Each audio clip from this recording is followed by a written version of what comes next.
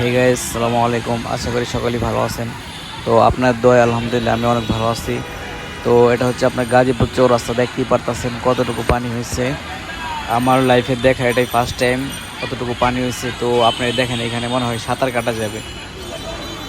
তো আপনারা দেখেন এখানে পানি যাওয়ার মতো কোনো অপশন নাই। তো রাস্তা পুরোটাই ব্লক, ওই পার থেকে এই পারে মানুষ আসতে পারতেছে না। আর এখানে আপনারা দেখতেই পারতেছেন যা ফুটপাতের দোকানপাট ছিল সবই এখন ব্লক হয়ে গেছে।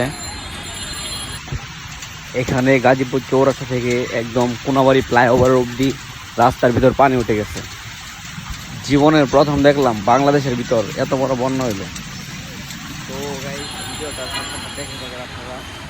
যে যে জেলা থেকে দেখতেছেন ভিডিওটা সবাই কমেন্ট করে জানাবেন আপনাদের এলাকায় কি অবস্থা। ধন্যবাদ সবাইকে।